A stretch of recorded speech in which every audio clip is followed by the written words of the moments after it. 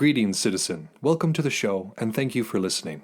For more of the art of wargaming in your life, definitely check us out on Instagram and Facebook. If you'd like to support the show, we have a Patreon account where you can do just that for as little as $1 a month. What we can offer will expand as the show does. If you don't have extra funds but would still like to help us out, you can give us a like, share, or 5-star review wherever you listen to podcasts.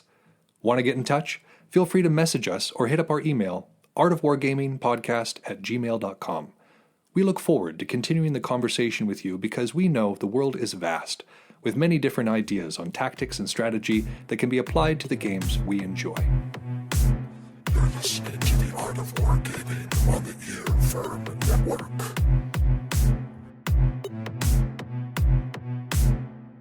On War.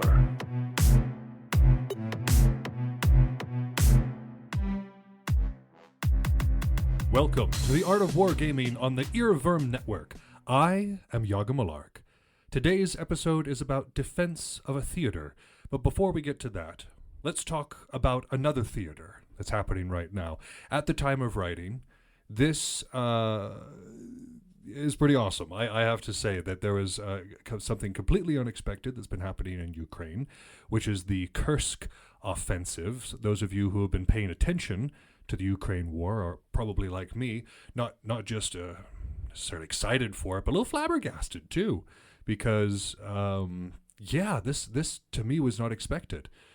This kind of punch northward into things, because if you're not keeping super up on the Ukraine war, let me do a quick refresher for you. It's been a slog at the moment. They're on the Eastern Front, where the Russian war machine has just been slowly grinding into the Ukrainian army. Now, this grinding is costing the Russian soldiers dearly in terms of men and material. It's kind of like in World War II. You know, these mass wave tactics, you only have so many bullets. The Ukrainians only have so many bullets. And so they've been pushed back on so many different fronts because of this. But what's exciting is that the northern border of Ukraine, on the Russian side of things, was mostly guarded by conscripts, mostly by kids or older folks who weren't up to snuff to go over and fight on that eastern side.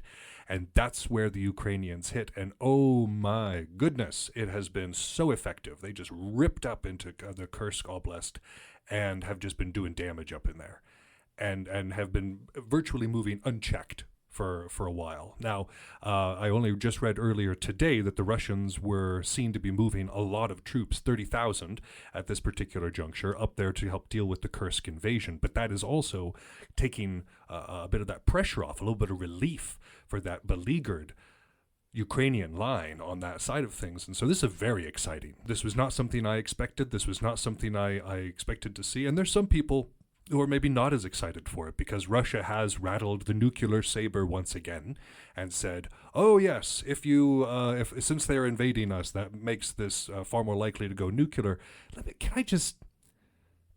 I know they're not dead, so I can't really pick a fight with a dead guy, but can I pick a fight with a statesman? Is that a thing as well now? I know that there's entire YouTube channels and stuff dedicated to it, but imagine the gall at being like, oh, we're totally allowed to invade somebody else's country. We're totally allowed to go in and bomb Kherson and Donetsk into the ground. But if you invade us, then that's a huge breach of international law. Why is nobody doing anything about this, huh? Why is nobody doing anything? Can you imagine being that? Whatever word I want is not one that I want to use on this channel, but oh my goodness. I just can't believe it. I just could not believe it when I heard that. So there's that. As you can probably tell, I'm very excited to see where this goes and what advantages this yields, because not only are the Ukrainians using this superior tactic, this superior strategy, in my opinion, but they're also doing so with superior weaponry. Now that the Western-style planes and artillery are starting to arrive in greater amount as to what was promised and amount as to what is needed, we're seeing a lot of successes for Ukraine again. A lot of successes for Western tactics, Western weaponry. It's something that not only the West is paying attention to, but I'm sure China and Russia and other folks who are looking at this very much like one might look at the Spanish Civil War Now, I don't want to necessarily set us up for World War III because, as we all know, the Spanish Civil War was kind of an early microcosm of the greater war to come. You were seeing those same world powers that would be slogging it out on the fields of Europe, pumping in their technology into the Spanish Civil War on the various sides and kind of seeing what worked. It was the first time that you saw the Tiger and the Panzer tanks on the same field as like the T-line tanks coming out of Russia. Oh boy, did they take notes. And so when the new tanks came out, they were even more deadly, even more effective because they knew what their opponents were capable of. I'm hoping that this doesn't end up out like that. So far, there's been a lot of other people's weaponry involved, and I hope we're not shaping up for a greater global conflict, though for those of you paying attention to what's going on in the Pacific at the moment with China and the Philippines and some of the territorial issues that are going on, of course, with Taiwan, yeah, it's kind of hairy. And I'm not looking forward to any sort of global war because that means that it makes all of our lives, every single one of us listening to this, it makes all of our lives considerably more difficult and would not be good on any... Will I have plenty to analyze? Yes. Will I be happy about it? Absolutely not. So let's just avoid that, shall we? And move on to something more fantasy-based and cheerful. So let's talk about 40K, shall we? I am finally to a point with my leagues of Voton that I am able to use them effectively at 2,000 points and not feel like I'm hampered. What I had before with the limited models I had to play a very specific way, and it wasn't a very effective one. And so my first 2 games with Voton, I think I've talked about, or at least one of them, were against my buddy Toto. And not only is Toto extremely good at this game, and not only is Toto extremely well versed in his army and what it can do, but the army that he's using is Custodes. And for those of you who are aware of Warhammer 40K, you'll know what an issue this is. I've got a 65% lose rate against Custodes on the tournament level with Voton. But also, like in lore-wise, Custodes are awesome. They're kind of to the Emperor what the Space Marines are to the Primarchs. They're a big deal. They're a big deal, is what they are. So taking my little dwarves against that, I really have to pack a punch. So the first time, I got Raffle Stomped. The second time, I got Raffle Stomped. This last time, I won.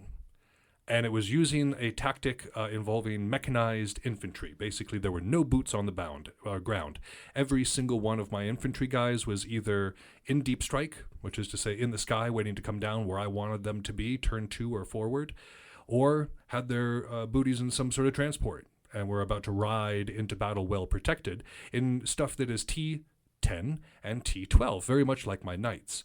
And so I feel, especially for a list like this, that I've been training for it with my knights because they have similar mobility, interesting, style firepower, not the same staying power. You have the infantry for that to be able to go out and capitalize on what's going on otherwise.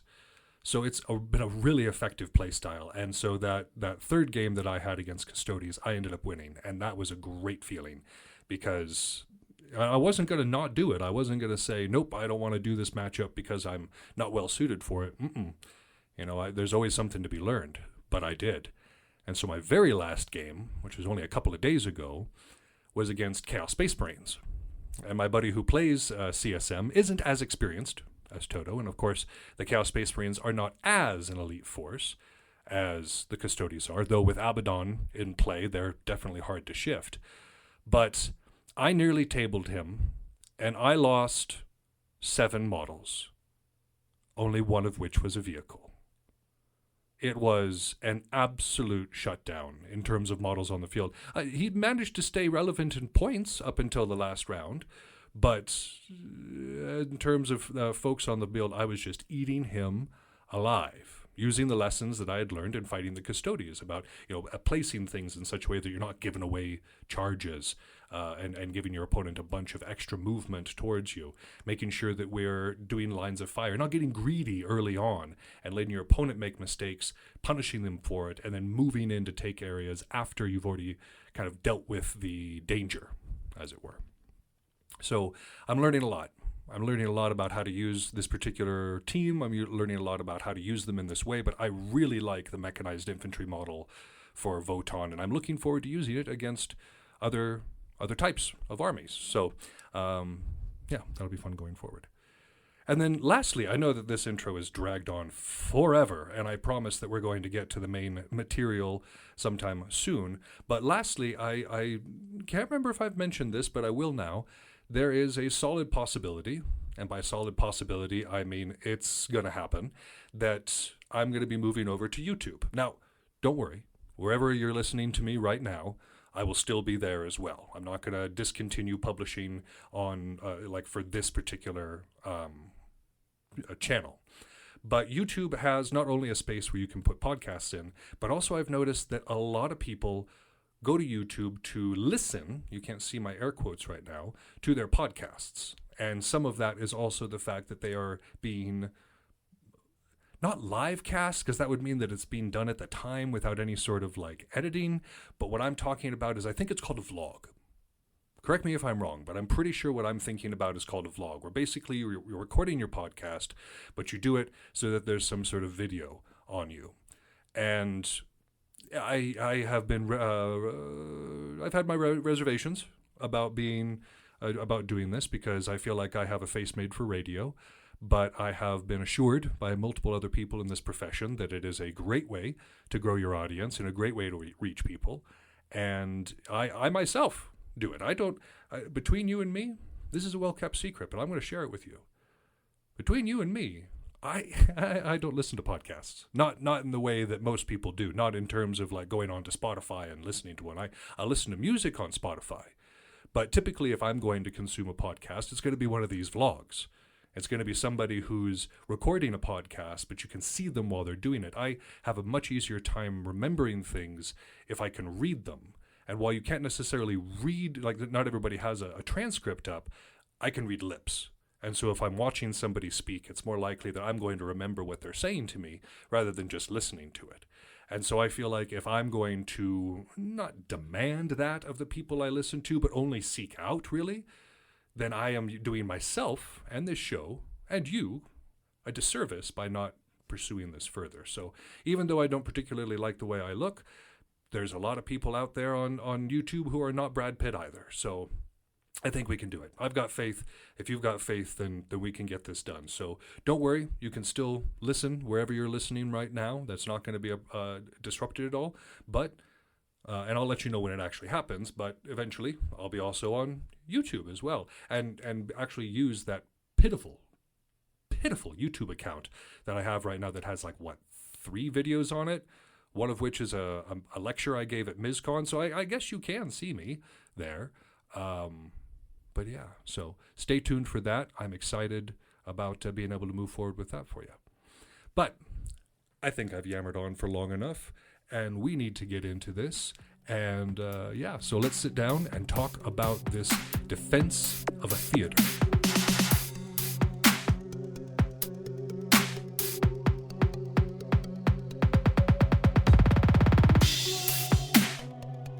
I bet those of you who have been following along are beginning to think that this is a podcast simply about the ideas of Clausewitz concerning defensive warfare, because we've been talking about it for a long time, for what seems a small eternity. But I guarantee you that the next part of this book, it's all about how we can use our army, again, offensively to achieve our aims, rather than just trying to defeat our opponent and prevent theirs, which is also one of our aims.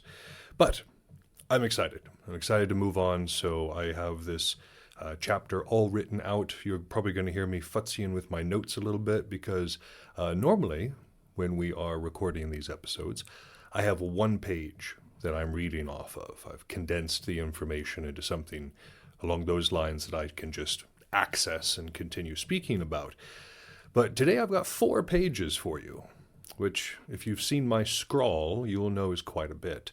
So the hope is to get through all of this today, because most of it is still review of what we've already studied. But we'll see. This might end up being a 2-parter. And as of the time of the recording, I have no idea which it will be. So let's see how far we get together as we review defense in terms of defense of a theater. So a defense of a large area. We're going to bring all of the topics together that we've been discussing for the past little while. When it comes to Clausewitz, obviously omit somewhat of the Napoleon maxims. He is of a very different philosophy than Clausewitz is.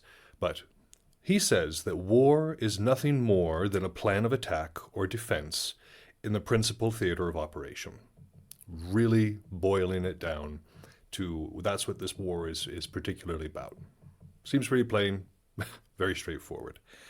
Reckoning back to his analysis of the two, we know, even through this particular study, that defense is the stronger form of combat.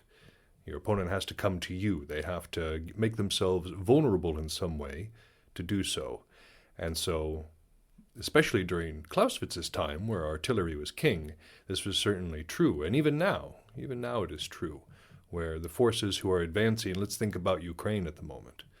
Ukraine is giving some really good pushback as of the time of this recording.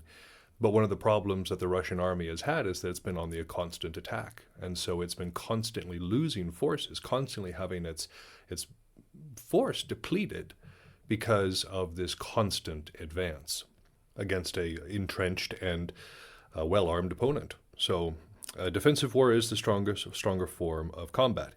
Preservation of forces is chief among our aims, as of course is the destruction of the enemy. But preservation of our forces is probably the number one game when we're dealing with defensive war. Now, when we're talking about preservation, we're also talking about the preservation of our political state. Remember that in a defensive war, it is very likely that we are being invaded. And so the chief cause of this, or the chief goal in this particular situation, is to make sure that our political state is preserved. That is, the extension of war is the extension of politics, as we've studied before. But this also brings into thought being on tilt. If we're going to use this as an analogy for what we do for wargaming, the true object is the preservation of our political state, of our state of mind, of our ability to conduct our warfare, if you will. So even though we don't necessarily, in most war games, have a true political state that we're defending, our own mentality, our own frame of mind is what we are looking to protect in this particular case. And of course, the subjugation of the enemy. And in this case, it is not the destruction of the enemy necessarily, but the subjugation of the enemy into a desired peace. And a desired peace is different than just peace in general. Just peace in general can rise to future issues, but if we're getting a desired peace, if we are eliminating the threat, not just for now, but for later as well, that's what we're looking for. And that desired peace within wargaming is victory, is our opponent losing and us winning, and that peace being we won. So defense is the stronger form of combat, and we are using it to get that desired peace. Now, when we talk about our own political state as being, the representative of us, of our mind, of our ability to fight, we also have to think about the enemy's political state. And that political state affects their conduct in war. Now, of course, we look at real history, we look at the history of the world, or even what's going on right now, and we can see how the politics of a state change the way that it has conduct in war. In the real world, if a state is xenophobic or in some way bigoted or has an issue against certain groups or doesn't have the same sensibilities, the same idea of justice that another force does, that's going to affect the conduct in war. And I'm not saying this is a value statement. I'm not saying that one is better than the other, even though I have my own opinions. The matter is, it matters. Who the person is, how they conduct themselves, it matters. And so when we look at that, we're also trying to put our opponent on tilt. We're trying to alter their political state. And so the complete destruction of their political state is not required for victory, particularly in defensive war. All we have to do is make them not want to fight anymore. Capitulation is kind of what we're looking for when it comes to this. Now, another big thing to consider here is what the victory will accomplish. If we do achieve a victory, if we do achieve a victory on the battlefield, if we are able to attain a certain point or position or territory that is incredibly beneficial for us, it constitutes a victory. There's a lot of little things that can constitute a victory, but the effect of that victory depends on the greatness, obviously. A victory of a platoon over a platoon, while it might be significant in the gain of ground in that area, will not have the same impact as a big battle, as something large and decisive. And so we have this full gambit between small actions, which may be effective in terms of achieving their short-term aims, but not huge in terms of how they affect the enemy. And you got these big ones. Now, the risk, of course, is huge with the big ones, because it could be a great defeat or a great victory for us. And so, but that victory is going to have an effect, of course, on our enemy's political state, on our political state, and it can affect future battles. I know that I have an opponent, I won't mention his name here, who is pretty easily put on tilt by defeat. His political state is extremely, like, he's not a sore loser per se, but you can definitely tell that it affects him, and it carries onwards. I've seen it hobble him in future games as he's been trying to wrestle with it internally. And that's interesting to me, because that means that that has continued on. And it is a good representative of what we're talking about here, because without the destruction of the political state, that political entity then goes on. But it has the memories. It has the, like, look at America, for instance. The political state here was attacked on September 11th. It was brutally attacked. Now, it didn't destroy the state of America. America still stands, but it changed the nature of America. I watched it within the course of several days. Our nation changed, for better or for worse. But it's a good example of what we're talking about here. That was a great victory, and it didn't take a whole lot, but the effect, the impact of that victory was well and beyond what Al-Qaeda could possibly have comprehended. But we cannot deny that it was a devastating blow to the national well-being.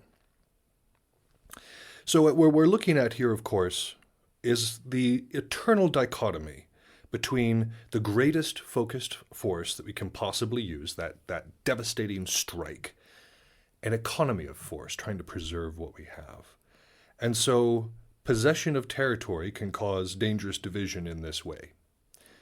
And that seems like a weird segue, but in order to get that punch, we need to be more consolidated. And in order to not have as many losses, being consolidated is nice for that as well. But that doesn't mean that we're guaranteed good or bad in that particular case. What we need to focus on, whether our forces are disparate or together, are these concepts of economy of force and the greatest focused force on a particular position. And as we go on through this chapter, you're going to see that interplay kind of goes, of course, back and forth. And this is the eternal balance that we have to strike as wargamers, as commanders, as fighters on the field. This idea of, when do we strike? When do we dedicate our all to a blow? And how do we keep ourselves from being taken out? How do we keep ourselves from being vulnerable in the process or losing too much? Pyrrhic victories are a real thing, and even in terms of wargaming, they can be wrong. Oftentimes I've seen a Pyrrhic victory because a person goes on and plays with the exact same army. A Pyrrhic victory can give them a false sense of superiority, a false sense of victory because it was so close. And so in trying to mimic that victory, they may find themselves defeated again by an opponent that is able to take that Pyrrhic victory just one step further and make it a defeat.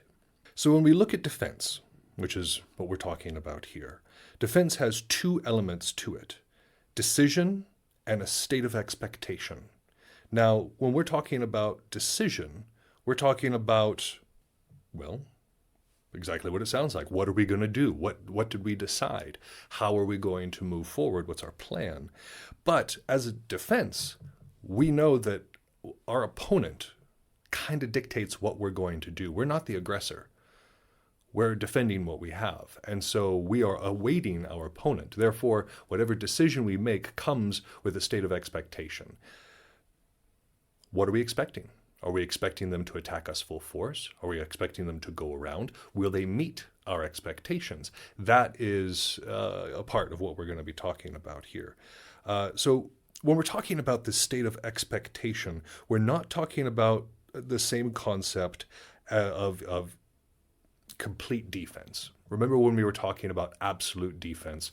That's not necessarily what we're thinking about when we're dealing with state of expectation. We can still be extremely mobile. We can still be extremely active. But that doesn't change the fact that we are waiting. And so in waiting, we have a chance to understand a little bit about ourselves. We have a chance to understand where our weaknesses might be. And we have a chance to understand where the desired targets on our side might be. Are there magazines nearby? And I don't mean the things that you flip through when you're in a doctor's office. I mean a place where you store material, typically ammo, in a magazine. Do we have fortresses nearby, large settlements? What are the points of interest? What are the things that my opponent is most likely to go after?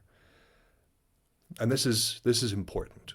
This kind of self-reflection is important. To think ourselves impregnable is not, it's not good. So there needs to be a good, hard, sober look at the state of things. Where can we actually intercept our opponent? Because a mistake here means that our opponent gets past us, which is not good. That's not what we're looking for in this situation. A defense only works if we're actually able to defend. And so the decision there is extremely important and can make or break a military campaign. It could lead to our defeat and the capitulation of our state, or it could lead to us repulsing the enemy from our borders. State of expectation and the decision, both interlocked and needed to be done with good predictive measure. It's different on every situation. I mean, if we're looking at 40K, for instance, objectives are extremely important. And so if we know that there are some objectives nearby that our opponent is going to want, we can then plan accordingly. If they decide to pass us by, that's not great. I've done that. I've gone hard on a particular objective thinking that my opponent was going to go that direction too, and in such a way that I could, achieve victory, only to have them slide around and grab objectives that I was no longer defending because I moved wrong. My decision and my state of expectation led me into peril. So, again, these two things are completely interlocked and need to be considered. Let's say that we have made the wrong decision, and in our state of expectation, our opponent has passed us by, whether it was because we had an unassailable position that they were not interested in, or we made the wrong call and they were interested in a different objective than we were doing. What can we do in this particular case? Well, we've got 5 different ways to handle this. The first one is that we can divide our forces, with one portion seeking to find the attacker and then the others moving to support, basically seeking the battle that moved around us. The second one is to redirect our forces to a more interior position. And so that's pulling us back so that we can then pick new targets, make sure that the opponent is not behind us, threatening our own lines of communication. The third option here is to, with our whole force, attack the enemy flank in hopes of turning them and making them fight us right then and there. The fourth one, this one's a pretty clever one, of course, is to go against the LOC, the line of communication. And yeah, my feelings on that one, always go for the LOC. And then the fifth option is to counterattack into the enemy's theater of war. And we're not going to talk about that a huge amount because that kind of falls under the vein of offensive strategy, and we're going to be talking about that in episodes to come. So let's go back real quick to this divided forces. Number 1, divided forces with one portion seeking to find the attacker and the others moving to support. This one, we risk being defeated piecemeal. Of course. Clausewitz has said many times, don't divide your forces. And then the very next page, he's like, well, this is a case where you should divide your forces. So as we've talked about, there are no hard and fast rules in war. It is mostly down to the individual and their judgment. But in this particular case, we are risking that. Now, is it easier to find the enemy and seek them out if we are using divergent forces? Probably. Does it weaken us considerably and allow the enemy, if they are prudent, to come after us? Yeah. Now, again, fog of war, this is a good way of finding the enemy. The second one, if we are to redirect our forces to a more interior position, which is to say retreat to the interior, as we were talking about in a previous episode, we have the risk of arriving late. If we're moving straight back and we're trying to kind of intercept our opponent, there's always the risk that they are quicker. There's always the risk that they get there before we do. And so in that particular case, not only do we lose the position that we were moving away from, but we also lose the position that we were trying to defend. And so there is a risk to that one in terms of just kind of trying to slide back. But we already talked about that a little bit in the previous episode. Our third option here, which is to attack with our whole force against the enemy flank, well, this one's pretty good. We might come back to this one because I like it. I like it a lot. But let's talk about number 4 real quick. Move against the LOC. Always a good idea, but the big addendum here is we have to have a superior line of communication. We have to have better methods and logistics, because for us it matters. If we get cut off, that's not good. It's hard for us to reconnect with any sort of supply train or with any sort of relief if we get lost in terms of our lines of communication or our lines of retreat. The offensive player doesn't necessarily have this. They can retreat back and kind of regroup and come forward. But their defender has to make sure that their lines of communication are always far more superior in order to kind of move against your opponent's LOC, which can potentially make you vulnerable. And then the fifth one, of course, is to counteract into enemy territory, which is going to fall under the offensive. But let's talk about number 3. Let's go back and talk about with our whole force attacking the enemy flank. There are some big advantages here. One is their LOC is already exposed. That's going to it's going to matter. It's going to matter in terms of their conduct. It's going to matter in terms of how they're going to react to what we are doing.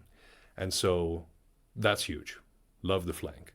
And it makes the enemy choose at that point. Are they going to continue forward and try to obtain their objective, even though we are hard on their heels, so to speak? Or will they turn and face us, abandoning said objective and choosing to fight with us instead? So this is obviously the better one. And having a good defensive position sets up the flanking possibility. So hearkening back to when we were talking about decision and state of expectation, a good thing when we're planning our spot is to say the enemy might strike here, is likely to strike here, wherever we're going to make our stand. But they might go X, they might go Y, they might go Z. And so in setting up our position, we're keeping in mind the fact that the enemy might go past us. And so we're trying to make sure that we're in a good position to flank. And endangering them, that might make them think twice too. If we're, think back to one of the defensive episodes we talked about, where there's that hesitation perhaps in the opponent to move past and expose themselves. If we're in a good position, I see this happen all the time in Bell, where you have one side that comes in for a hard flank, but then it isn't supported very well, or it isn't moving quick enough, and so it doesn't actually do anything. It just comes in piecemeal, and it's not good. And whatever the defender decides, whether we decide to divide our forces and go after them in different ways, whether we decide to redirect or attack their flank or move against their LOC or counterattack into their theater of war, we must have good preparation, coolness of mind, security, unity, and simplicity. These are values that we've talked about several times throughout the course of this book. And good preparation, of course, is things like making sure we're in a position to have that flanking, making sure that we are making our original position not necessarily unassailable, but certainly unattractive. And if it is hit, something that we can maintain and defend, if not easily, then decently well. And if we're going to be striking out into their territory, we need to make sure that we have the proper logistics and supply lines for that. And so really anything that we plan here, really anything we plan in general, needs to have good preparation beforehand. It's important for stuff like Bell too. If you're not doing the right thing in terms of a little bit of exercise and making sure that you would get out and get a good base tan, as it were, before going out on the field, well, you can have a bad time. If you're not preparing by bringing the proper supplies, we talked about a camp episode when it's all about making sure that we're prepared for the camping aspect of these events. If we're not prepared for that, if we're not prepared in terms of tents or sleeping gear or fighting gear or garb, that's going to have a massive impact on our event, just personally. And so good preparation is necessary. Something like 40K, making sure we're familiar with our army, making sure that we have the best units included that we possibly can, and that we know how to use them. Good preparation. So for all different fighting groups and for all different intellectual wargaming groups, this is key for anything. The coolness of mind is also important as a defender, because we cannot allow ourselves to be flustered. We cannot allow ourselves to be anything except calculating, because a mistake is very costly for the defender. An attacker, of course, can fall back, regroup, but if a defender loses and they lose territory, that's their territory that they're losing. That's their resources that they're losing. And so making sure that we have coolness of mind, we're making good decisions, is exceptionally important. And that's something that we can practice too. It's not something that most people come by in a very direct sort of way. It's something that has to be learned by most people. I know it was for me. I had a fiery temper when I was younger, and it can still be provoked. But I have attempted to teach myself coolness, stillness of mind, so that I can make good decisions, not just in wargaming, but also in my life too. Security. Of course, we need to make sure that our line of retreat, our line of communications is extremely secure, and we have to make sure that our plans are secure. Loose lips sink ships, as they say in the Navy. But this idea of security and making sure that what we're doing cannot be threatened either by the enemy's intelligence network or by enemy actions against us. Security is key, especially when it comes to protecting our lines of communication. Unity is not just a staple of most democracies, but it is also a need in this particular case. There needs to be a unity, and he doesn't necessarily mean in this, because we're talking about whatever the defender decides, and you're thinking, okay, well, the first one is divide your forces. How is that? What we're talking about is a unity of mind, a unity of purpose. Now, this is pretty easy in terms of we ourselves as fighters or wargamers, but that also means that we have to have a good plan. Like if I'm playing 40K and I want to attain this objective, but also that objective, but also fight my opponent here, and I'm spreading myself too thin, I don't have a unity of vision. I don't have something that I'm going after and that I know I'm going after. And so making sure that I have that unity within myself, making sure that we're moving forward with a plan that makes sense for all of our stuff is huge. Unity is important in stuff like Belagarth, too. I know I've talked ad nauseum about the Urukai and shouting out the orders and making sure that this large, potentially ungainly unit could do rapid attack and shift and do some really cool stuff. The drill that we did was outstanding, and the amount of unity that was there in those early years was quite impressive. But that sort of thing on a larger scale is hard to pull off, but also incredibly necessary if we're going to be doing anything. And of course, simplicity. Simplicity is almost always a part of his lectures, and that's ironic because he's got sentences that run on for like half a page sometimes. Simplicity is not within his instruction things, but again, he's instructing. He's trying to give us the ideas by which to operate. When we actually implement those ideas, that needs to be simple. The contemplation can be complex, the learning can be complex, but the actuality needs to be simple if we're going to accomplish anything.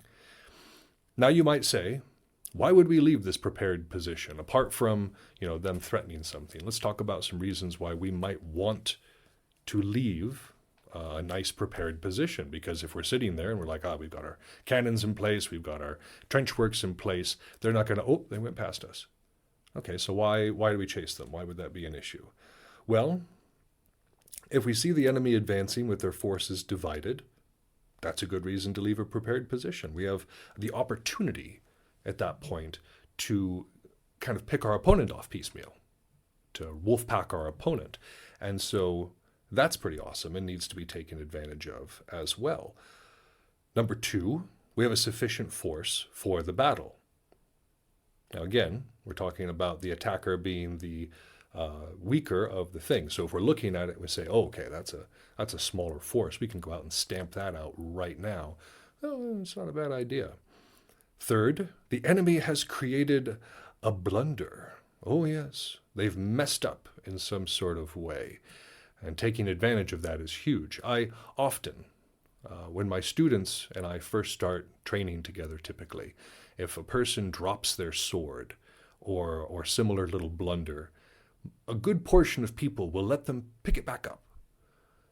But I teach my students not to do that. And in fact, if they do let me pick up my sword, I usually do something dirty, like doing an uppercut attack as I'm standing, or something along those lines, come at them hard, and then, of course, kindly berate them and say, never, never, never, never pass up an opportunity to capitalize on an opponent's blunder. So we're looking for those, of course. Fourth, the nature of our army is suited to this offensive. So if we're looking at the opponent and we say, okay, well, our rock beats their scissors, well, then we can go out and get her done.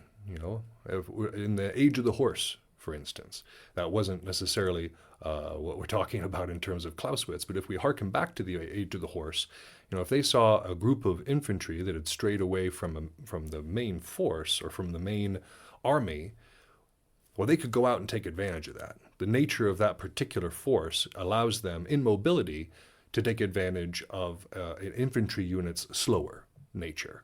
And so if we're looking at our opponent and we're saying that our army is suited to the offensive, well, that's one thing. And this also comes into the fact that not all armies are built to be defensive. Not all armies are most effective in that position. If we have a composition or a disposition to be more offensive, then that's going to play through.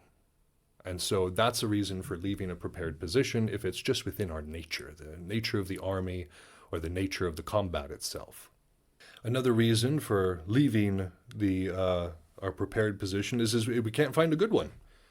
If we're sitting there and we're like, all right, well, the best prepared position we can get is lackluster and isn't going to do much, then there's not a whole lot of reasons to stay in that particular position. And then there's number 6, which is we must make a hasty decision. And in this particular case, that might be when our opponent is threatening something. If they've moved past our prepared position and they are threatening something vital, well, that hastens our decision.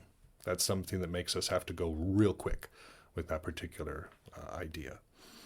If we are to waiting for an enemy in locality, let's say we don't want to wait in a prepared position. Let's say we want to play zone defense, as it were, and wait for an enemy in locality. Well, there's 2 factors here to make sure that we're doing this correctly. The first one is if there's a disproportion of force necessary to entrench or find better positions. Like we had said in the previous section, if we can't find a good position, we may need to go out and wait for our enemy in a locality. And then there's also the idea of that locality being developed for said purpose. And whether that is something like a forest or a marsh or mountainous country or really broken up ground of some sort, this can halter and hobble, in some ways, our enemy's advance. And so waiting for the enemy in a locality that is adopted for the purpose, something that is suited to us kind of waiting for our opponent there. What about if we want to take a position with the intent of waiting for the enemy. This is different than waiting in the locality. This kind of combines the two that we were just talking about, kind of having that prepared position, but we're going to be waiting for them in this area. We're going to need that disproportion of forces. We're going to be seeking cover from nature or from fieldworks.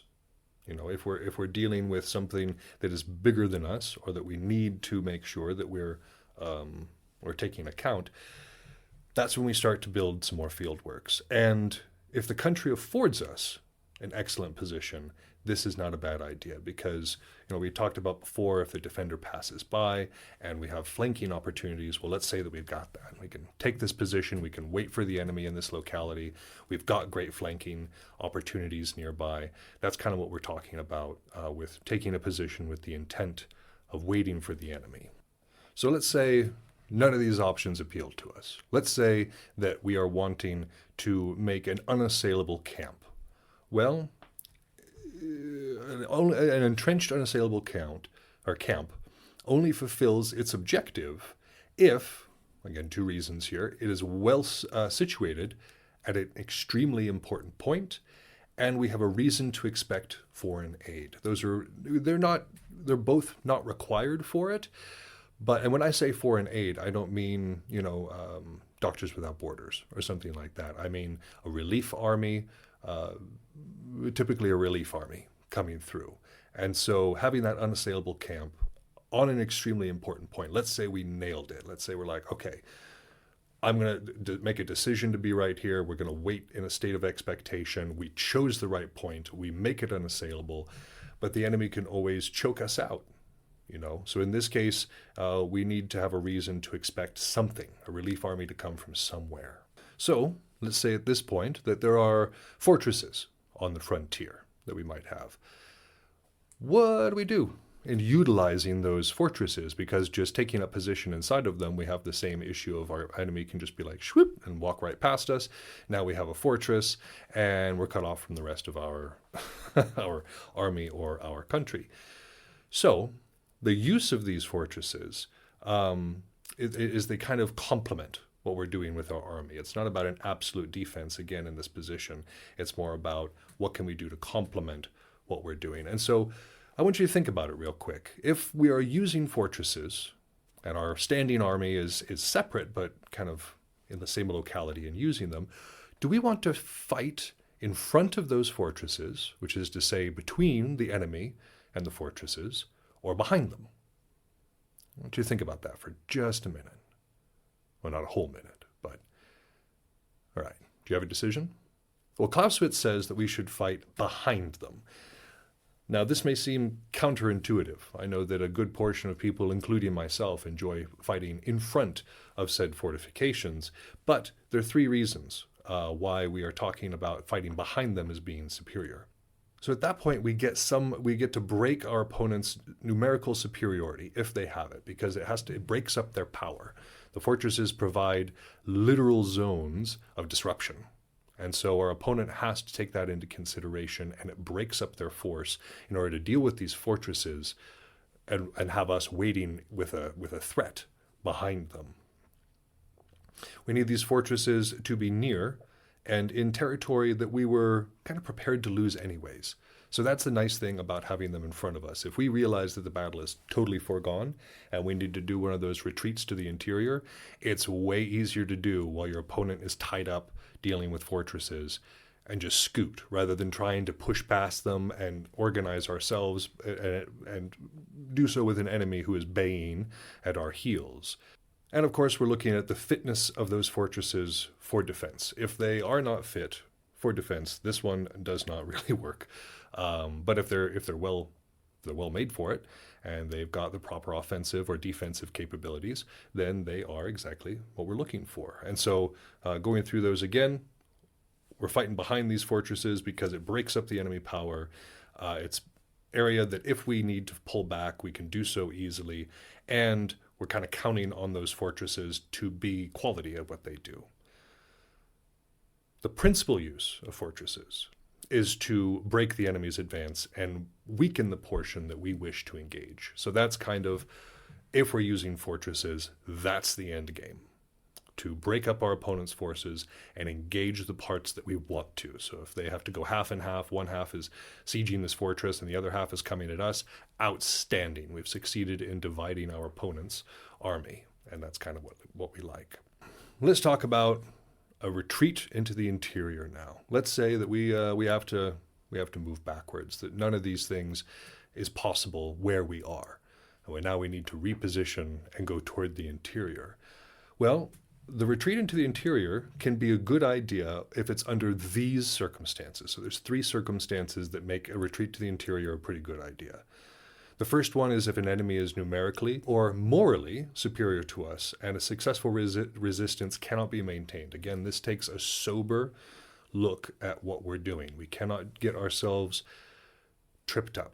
We cannot lose that coolness that I had recently spoke of. What we're looking at here is to make sure that we're assessing this correctly. Is our opponent numerically or morally superior to ours? And when I say morally superior, I'm not talking about virtues and ethics.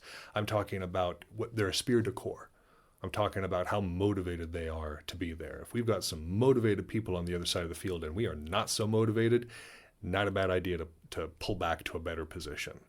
If you look at the early French Revolution and the way that those early soldiers were able to fight, they weren't good. Like those first conscripts that got called up to go against the coalition forces, they were not good. They were not good fighters. But man, were they motivated. Golly, they wanted to be there fighting for their country. And so that overdid it. They suffered horrific losses. But that energy carried them in battles where they honestly should have lost. But moral superiority, or morale being superior, is huge. And we need to make sure that we're taking that into account. The second reason that a retreat into the interior might be good is that, well, if our principal object is to gain time, remember that time is always on the defender's side. And so if we are looking to get some more of that, again, if we're expecting a relief force, if we're waiting for the weather to change, if we're waiting for a good opportunity to strike back, time is our friend as the defender. And so if the retreat to the interior is a good delaying action, as it were, if it buys us time, well, that's not a bad thing either. And it's a good idea also, thirdly, when the nature of land makes it advantageous. So if we're pulling back into land that we know, and we're kind of assuming that right now. If we're fighting a defensive war, that means we're fighting in our land. And that means that we know how to escape in our land. In the American Southwest, we have a band or a tribe known as the Apache and also the Navajo. And these two groups were extremely effective at hit-and-run tactics. They would come out, attack with devastating power, and then fade back into the lands that they knew better. Those crags, those mountains, those rocky ravines, they were home. They knew them as well as they knew the back of their hands. Now, the U.S. military going bumbling in, trying to do anything in that area, they couldn't catch them.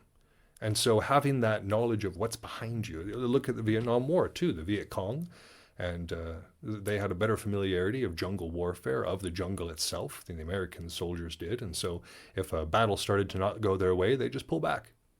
Just pull right back into the jungle and fade away, disappear. And so, yeah, let's make sure that we're looking at that too. If we're looking behind us and we say, hey, there's a good spot there that's going to tear our opponent up and maybe buy us some time, let's pull that second one in there. What does it do, though? If we're doing a retreat to the interior, we've talked about how to do it. We've talked about why to do it. But what does it actually do? What does it accomplish?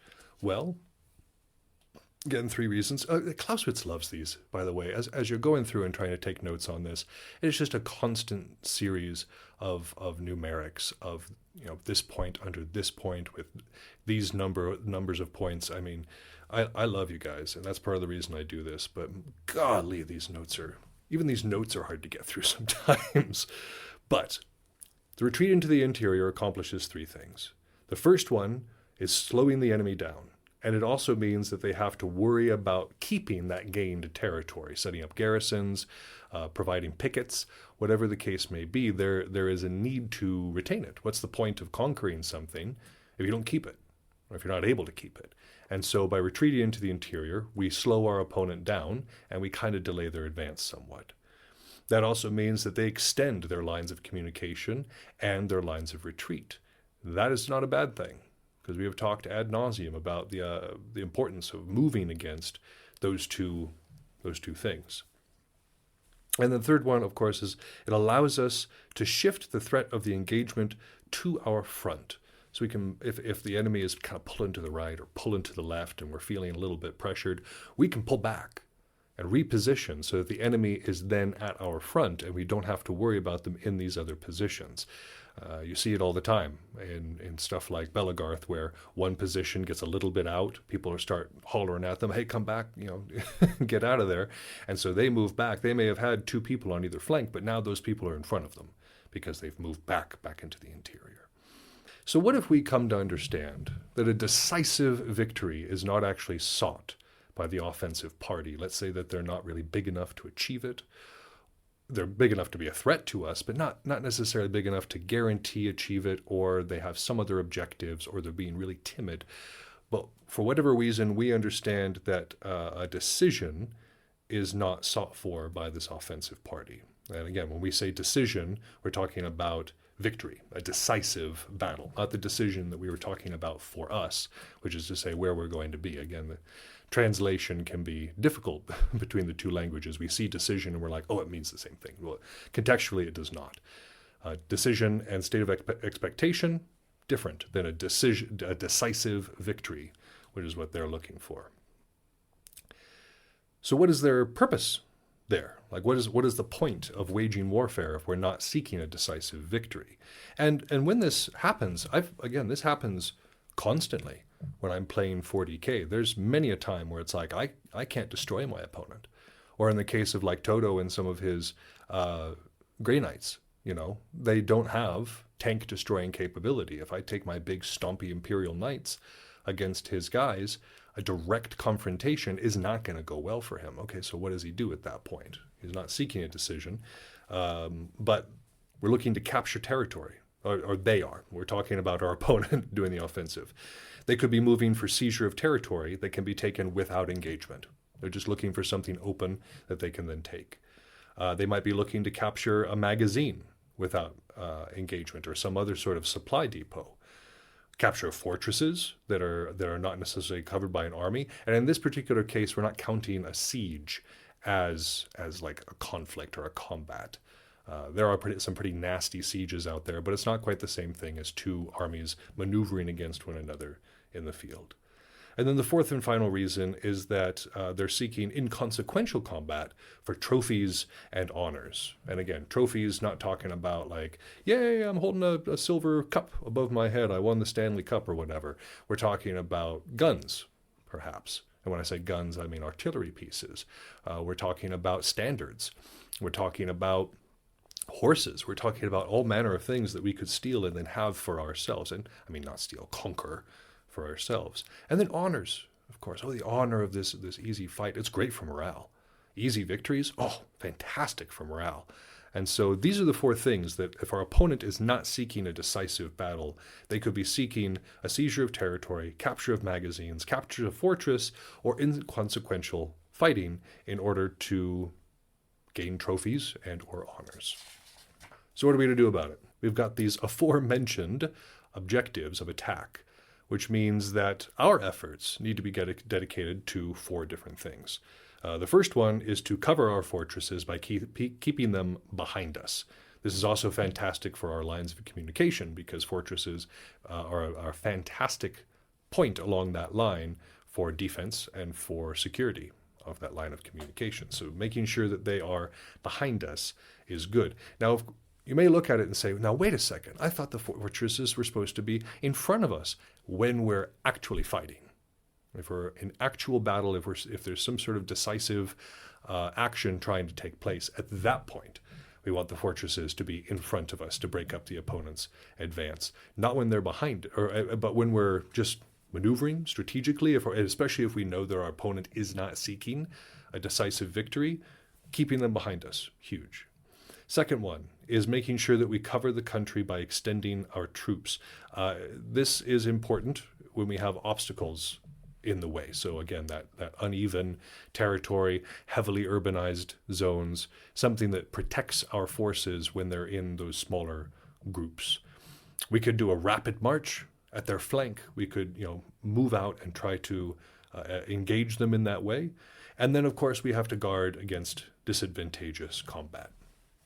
Let's go back and take a look at some of these real quick. So the first one that I want to talk about is not necessarily the first one, because cover fortresses, by keeping them in front of you or behind you, is pretty straightforward. Great line of communication, fantastic. Moving on. Now, if we're talking about covering the country by extending our troops, once again, Clausewitz has contradicted himself, because he's constantly saying, don't spread your forces out, spread them out. Don't spread your forces out, spread them out. And again, this is all conditional. These are all, when we're looking at what's going on, the rules can change depending on what is real in the kind of the world around us. The locale is important for this particular success. If we're dealing with flat ground where you're easily seeing the diversion of your forces and covering them across this particular, like the territory we're talking about, if they're trying to seize that territory, we can move out and kind of cover it. And so we're trying to find something that is good for that, for heavy forested regions, mountainous regions, marshes, swamps, stuff like that is suited for this success.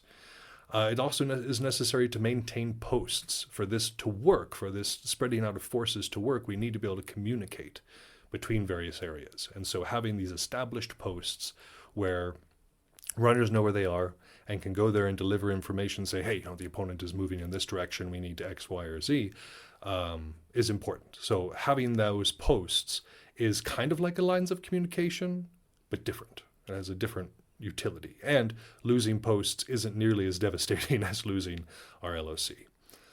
Now, we're going for a relative defense with that one instead of an absolute. It's not a hard stop.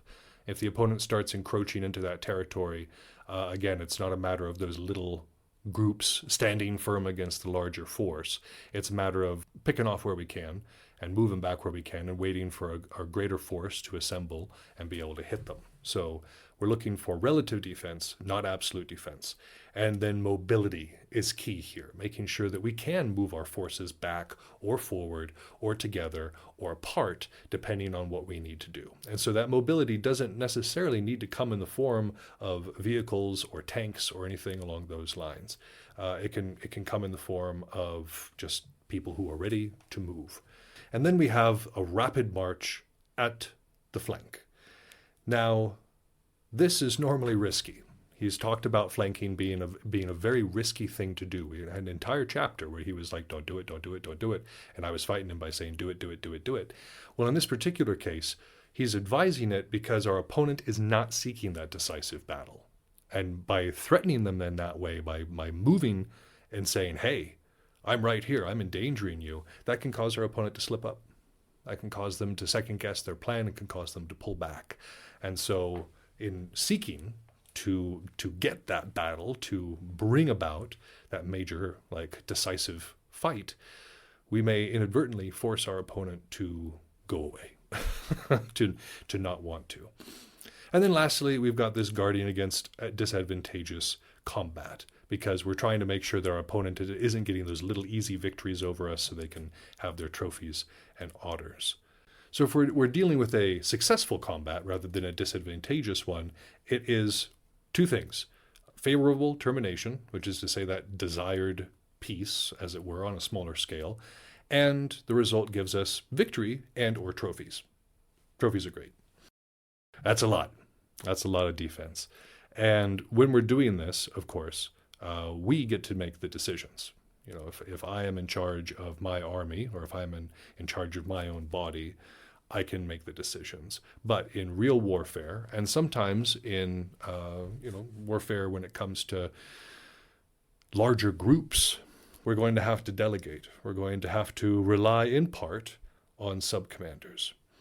And in doing so, we have to remember that they will often not have the sagacity, goodwill, courage, or firmness that we desire out of them, which is to say they will not be as wisdom as we want them to be. They might not be as good to their troops or as forward-thinking as we want them to be, and they might not be stalwart of heart. They may not be able to take advantage of a situation courageously or stand firm against encroachment in a similar fashion. So we need to make sure that we're being realistic about that. If we think about them as being perfect, if we think about them as being able to be capable of everything that we want them to do, then we're setting ourselves up for failure. And so we cannot leave everything to our sub-commanders' judgments, especially when it comes to this defense, because the tendency to spread out, the tendency to seek glory might be entirely too much. And so there does need to be oversight. We do need to be talking to our people and making sure that they understand us. Whew! All right, we are almost to the end here. Lastly, we're going to talk very briefly about offensive means in a defensive war, because as we've talked about before, just because we're fighting a defensive war doesn't mean we don't have offensive engagements. And so our offensive means are operating against the LOC and places of supply, diversion and incursions into enemy territory, and thirdly, attacks on enemy posts, detachments, or the main body. I'm not going to go into this overly, even though a lot of it is pretty straightforward, because we're about to move into an entire section on offense. And so we're not going to, I'm going to save it for you. We've been doing a lot of learning so far. There's been a lot of words that have been written on these pages and spoken into this microphone and heard by your ears. So we kind of have an understanding, right? We're getting a tentative understanding after, over 100 episodes of what this means, of how to accomplish it well. But understanding isn't everything. There are plenty of commanders throughout history that have done just fine understanding very little about the quote-unquote art of war. So what else is necessary for us, though? What else should you and I be cultivating to make sure that we can be the best commander, the best leader, the best fighter that we can be?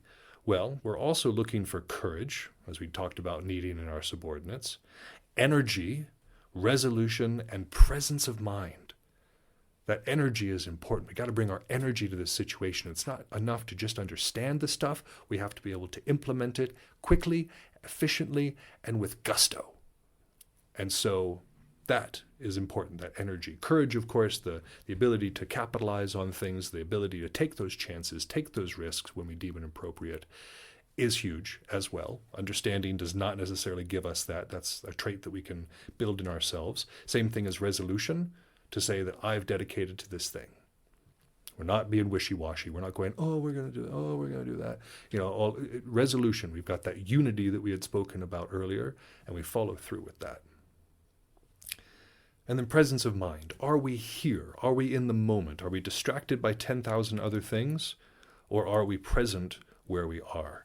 I see this a lot in Belagarth and in 40K, where people's performance really is affected by their presence of mind. If somebody's having a hard time at home, or they've got job troubles or something, sometimes they'll fight worse because their minds are elsewhere. They're concentrated on different things. Whereas, if you're present, then it's a little bit different. I have a blessing, which is to say that it really doesn't matter what's going on in my life. When I hit the field, that's everything else turns off. Everything else goes away. It's me, my sword, and everybody who's there. So that's not one that I struggle with. It is a bit of a rude awakening to come off the field and go, those problems that I set down are still right here waiting for me, but at least I was able to leave them behind. And it's something that's important to do when we're dealing with any sort of wargaming or with war itself. So as we've been going through this, I know that we interjected Napoleon's maxims into this, and Napoleon, being Napoleon, enjoyed making these rules and thinking that they were absolutely legit. But when it comes to defensive war, we are unable to give true maxims or hard rules of combat, because every single moment there's an exception. Every single moment there's something that kind of falls outside of that purview. Think about the number of times that I've picked a fight with a dead guy. These are things that were not considered when the first rules were laid down. And without that, without having those hard rules, without having that really set way forward, how are we to do it? Well, we need to rely on our training. So in the way, our training is what can give us courage and energy and resolution. We need to rely on our education, which is where our understanding and presence of mind comes from, and then sound judgment, which is actually where that presence of mind comes from, in the moment. We have to be able to make that decision in the moment. That's defense, y'all. We finished. Hallelujah. Hands in the air. We've done it. We now get to move on to offensive warfare. Who's ready? I know that I am. So, stick around and find out. That's our show. Thank you so much for listening. If you haven't had enough of the art of wargaming in your life, you can find us on Facebook and Instagram, where I occasionally post funny and educational memes. If you want to get in touch with the show directly, you can email us at artofwargamingpodcast@gmail.com with any questions, comments, or concerns that you might have. Also be sure to check out all of our sister shows on the Earworm Network, including General Nerdery, Word Balloons, Fried Squirms, and more. We're working hard on having something for everyone. And again, you can find those at earworm.com. That's EARVVYRM. You can also find that in the show notes. But for now, this has been Yaga Malark, signing off.